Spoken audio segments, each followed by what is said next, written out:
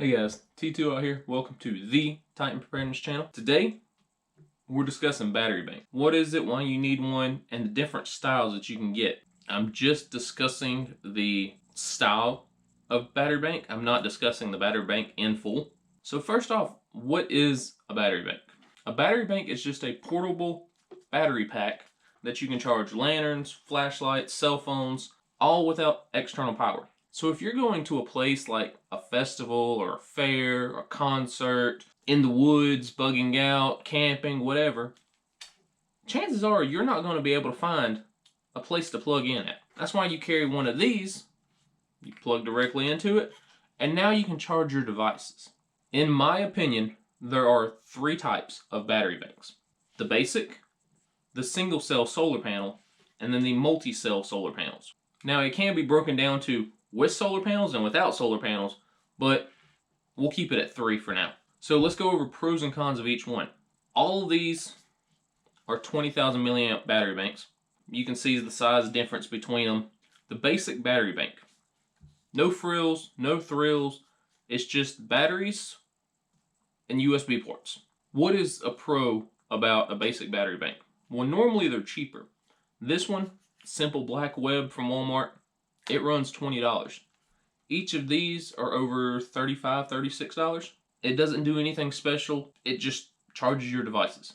As long as there's juice inside of here, it can send juice out. Now, there's a bunch of hikers out there that use just the basic battery banks. And the reason for that is because these are normally lighter weight than your other options. The cons is that there's no durability on these.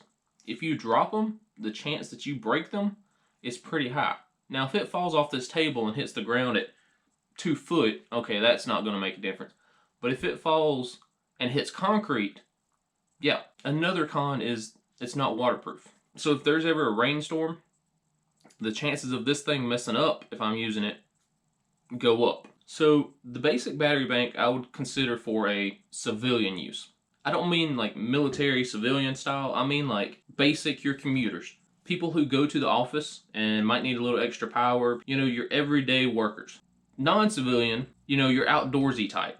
Your preppers, your homesteaders, your outdoors hunters and fishers and all these people who need either durability or need external power out in the woods. So the two next ones kind of are designed to be out in the woods. This is the OutXE and this is the single cell solar panel ones. The idea behind these, if you're out in the woods or if you're out camping or doing whatever, you can attach this to wherever is getting sun and it can charge via the solar panel throughout the day. This is a large battery bank. It's 20,000 milliamps. So the amount of time that this thing is going to take to charge this big battery bank is 70 hours, almost 10 days. What you're seeing on the screen is some smaller options. These are for your everyday people. You can have a small 5,000 milliamp battery bank with a single cell on it. You can attach it to your bag. You can be walking around town. You're going to catch some sort of recharge. The pros of one of these is that it does give you extra juice. I'll go more in depth whenever I do the full review on this. You're looking at 285 milliamp hours per hour of sun. So if you have a small 5,000 milliamp hour battery bank and it gets close to that same calculations, you know, you can recharge that thing. 285 times 8 is over 1,600. So you can at least put somewhere around 25 to 50% back into that thing. So with that being said, if I'm recharging either low use devices or smaller devices, yeah, something like this would be great. If I'm taking this battery bank on a hiking trip, I don't use my phone often. Usually it's the GoPro and a headlamp or a flashlight. This right here, the Nightcore NU25, only takes 610 milliamp hours. If I set this thing out in the sun for, what, 2.5 hours, I can recharge this completely. Me recharging my phone every single day using the sun, it's not going to happen.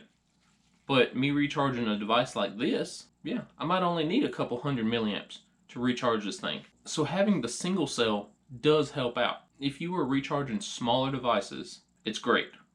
You get enough sun throughout the day, recharge your smaller devices, you're good to go. The third style is these multi-panel banks. This one right here is from X Dragon, and then I've got one from Foxnail.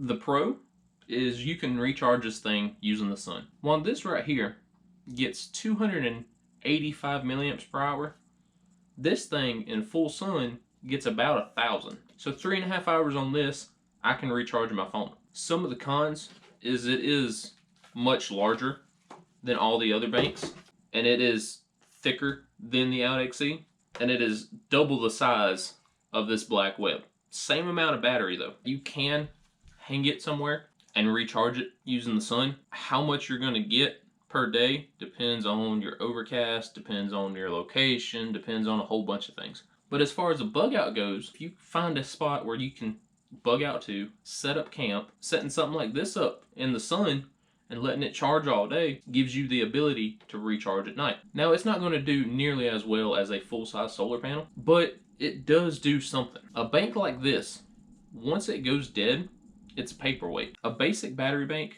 you can get something as small as the Anchor Power Core, 5,000 milliamp. That's about this big, all the way up to a 20 to 30,000. And again, they're great till they go dead. Or this single cell solar panel. The usefulness of the solar cell depends on the brand. If you get a cheap Chinese one, but the solar cell sucks, then you're not going to be able to recharge it. If you get a decent one that's a 5,000, you know, you're looking at maybe charging 25 to 50% throughout the day. Same thing with this. If you get a good name brand one, it should give you better power, better rechargeability. If you get something that is reputable and that has been tested, thoroughly tested, has reviews on Facebook, has reviews on YouTube, and is actually pretty decent, then your recharge time will be better. So again, pros, cheaper, is rechargeable, takes forever, is rechargeable faster, but is also normally more expensive. Alright guys, thanks for watching. Hope you enjoyed, hope you maybe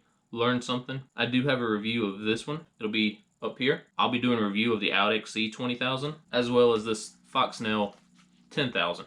Get you a battery bank. They are super useful, whether you're going to a mall, a fair, a festival, a concert, or even in emergency preparedness situations. Recharge your flashlights, your headlamps. It's great to be able to recharge your phone. That way you can continue to get information. That way you and your family stay safe and can stay connected. So let me know which of these battery banks that you use. Do you stick with the basic one, but you got a large solar panel to go with it?